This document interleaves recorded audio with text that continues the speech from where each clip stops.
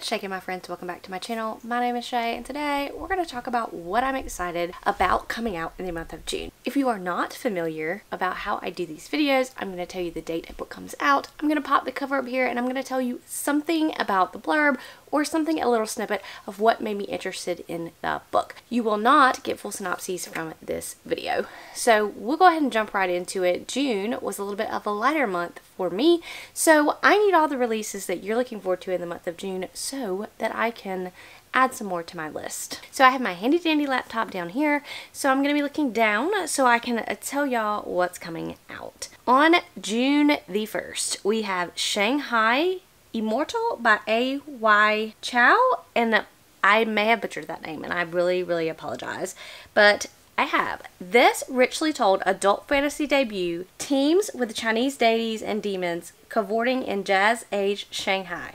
Half vampire, half fox spirit, all trouble. So yes, I'm so interested in these Chinese folklore kind of things we're getting this year, and I want to read more of them. So, and the cover is gorgeous. Coming in at June 6th is Maeve Fly by CJ Lead. And first of all, this cover, this cover, guys, catches, I think, everybody's attention. But this is a horror, and I think it's following in the mind of a female serial killer. Like, she plays like a Disney princess by day and serial killer at night. So that's going to be an interesting read. Next, on the 6th, we have The Whispers by Ashley Aldrain. This originally was supposed to come out later in the month, but they pushed it up. This is by the same author that wrote The Push, which I really enjoyed. So this says, The Whispers is a novel about what happens when we put our needs ahead of our children's, exploring the quiet sacrifices of motherhood, the intuitions that we silence, the complexities of our closest friendships, and the danger of envy. This is a novel about the reverberations of life's most difficult decisions. It's going to have some thrilling elements in it, but obviously it also sounds like those thrilling elements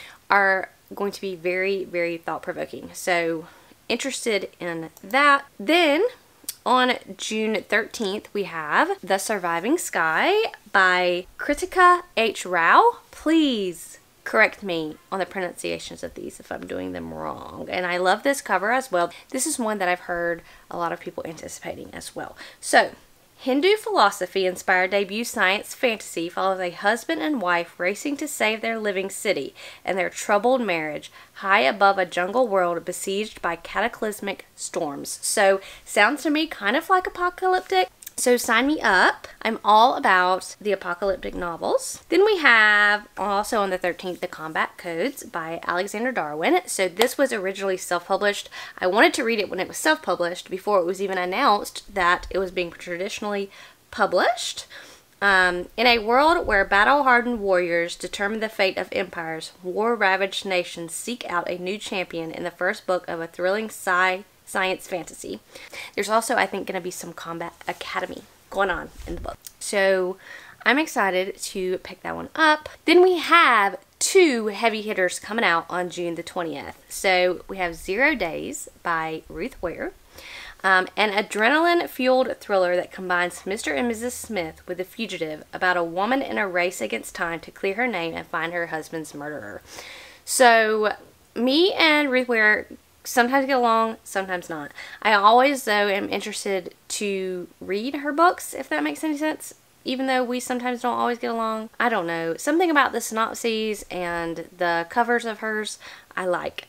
And also, interestingly, I was really weirded out to see that also on June the 20th, we have a very big thriller.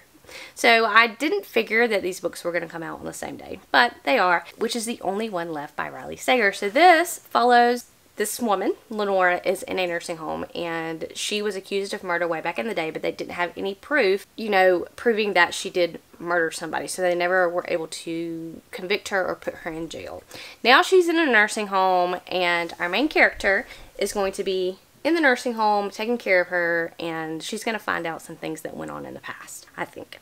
is what's going to happen. And sometimes those premises work for me and sometimes they don't. So I'm interested to see how I fall on this. I did not read Riley Sager's last work, which was very, very controversial. So but I am interested in this. Then also coming out on the 20th is The Infinite Miles by Hannah Ferguson. A wacky time-traveling sci-fi odyssey wrapped in an elegiac ode to lost friendship and a clever homage to Doctor Who, a TV show come to life.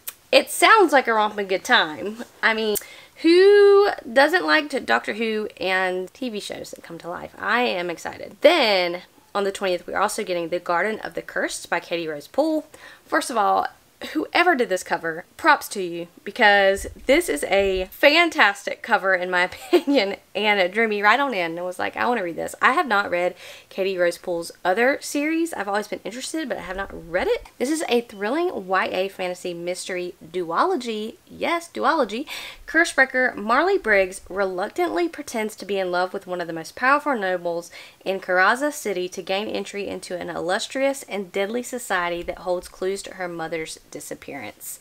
So it sounds a little romantic-y to me, which is fine. I like romantic-y sometimes. Then on June the 27th, we have Gods of the Wordwood by R.J. Barker. And of course, I just got the Bone Ships. The Bone Ships have been on my TBR for 5,000 years. We're getting a new one.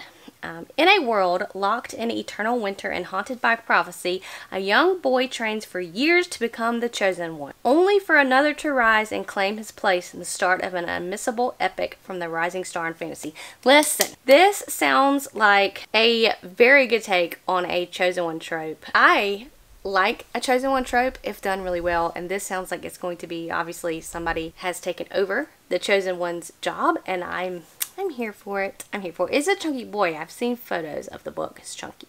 And lastly, on June the 27th, is Before She Finds Me by Heather Chavez. And this says, Julia and Ren each want answers, but their searches quickly pit them against each other. One woman is a hired killer, but the other is a determined survivor, and both mothers will defend their families to the bitter end. I'm not sure what happened, but I love me a good thriller. I haven't been reading that many lately. I typically use them as palette cleansers between my more epic fantasy, but I am really looking forward to some of these thrillers. That's all I have for June. That's it.